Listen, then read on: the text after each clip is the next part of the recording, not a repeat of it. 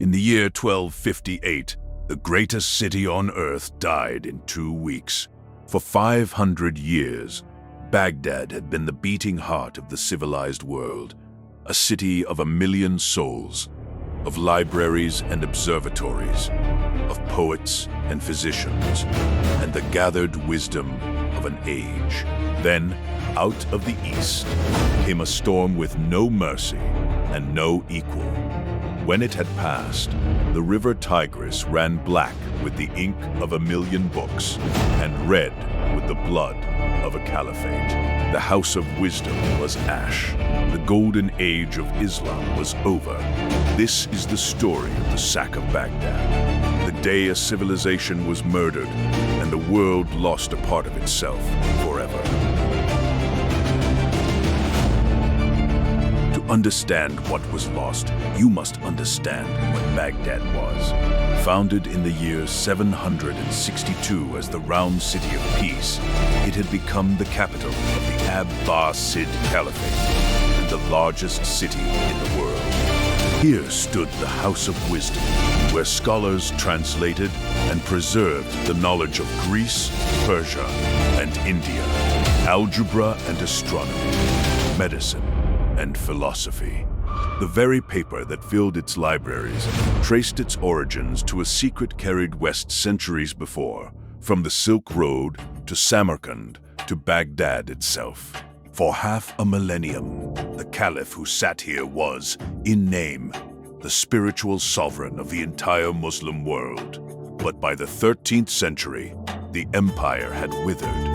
The Caliph's true power had shrunk to little more than the city itself, a glittering, fragile jewel, ruled by a man named al-mustasim, who believed his city could never fall. Far away, a new power had risen, vaster than any the world had ever seen. In a single lifetime, Genghis Khan and his heirs had forged the largest continuous empire in history, stretching from the Pacific to the gates of Europe. In 1251, the great Khan Möngke resolved to complete the conquest of the West. He turned to his brother, a brilliant, relentless commander named Hulagu, and gave him an army and a mandate to bring every kingdom as far as the setting sun to its knees. 2 targets stood above all others. First, the Nizari Ismailis, the order of fortress assassins who had terrorized the region for a century. And second, the prize itself, the Caliph of Baghdad, who would be made to submit or be destroyed. The army Hulagu led west may have been the most formidable the Mongols ever assembled.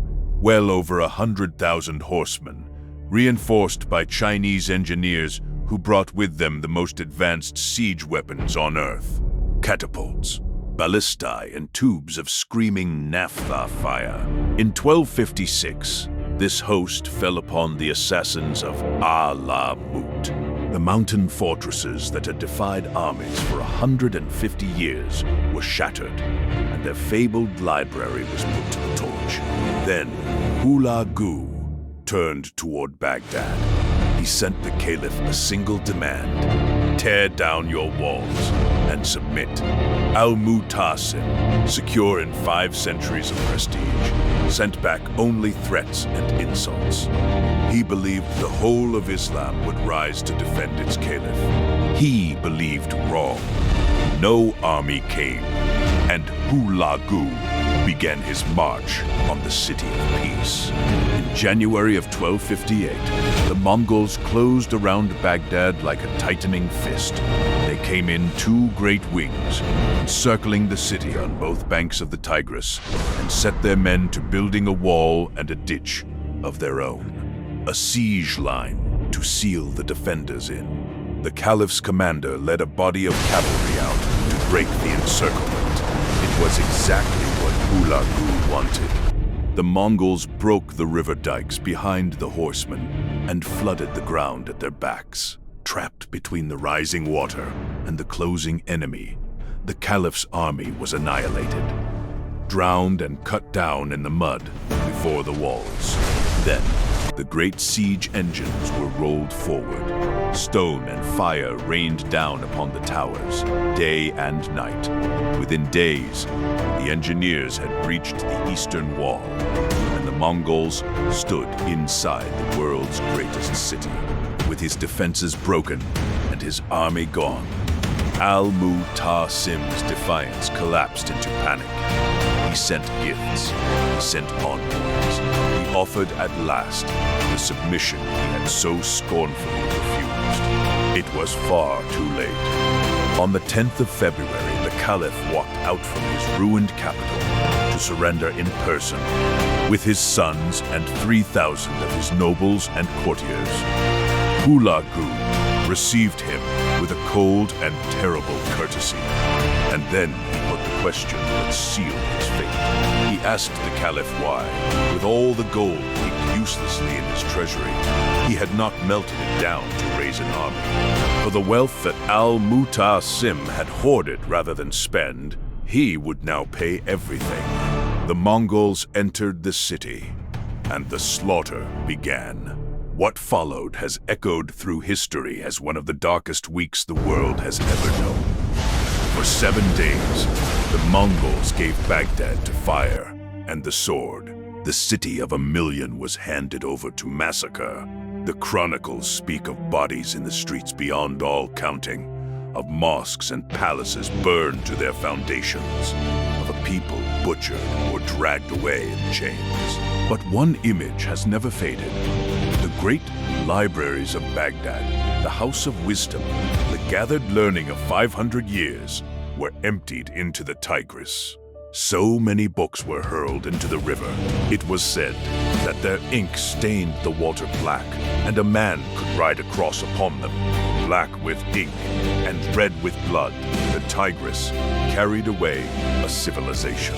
Centuries of knowledge, much of it found nowhere else on earth, was lost in a single week of fire. For the Caliph himself, the Mongols reserved a special end. They held to a belief that royal blood must never be spilled upon the ground. And so, al-Mustasim, the last Abbasid Caliph, heir to 5 centuries of sovereigns, was rolled tight inside a carpet and trampled beneath the hooves of Mongol horses until he was dead. With him died the caliphate that had ruled since the distant age of Talas. The Islamic Golden Age, already fading, was given its tombstone here, on the banks of the Tigris. Baghdad, the city of 1 million, became a depopulated ruin that would not recover for centuries. The Mongol tide rolled onward, until 2 years later, at a spring called Ain Jalut, the Mamluks of Egypt at last broke it and spared the rest of the Muslim world from Baghdad's fate. But the heart of that world had already been torn out. Baghdad was not the first empire to turn to ash, and it would not be the last. If this story moved you, consider subscribing. It truly helps the channel grow. And tell us in the comments which fallen empire we should resurrect next. Thank you for watching Dark Embers of History. We will see you in the next one.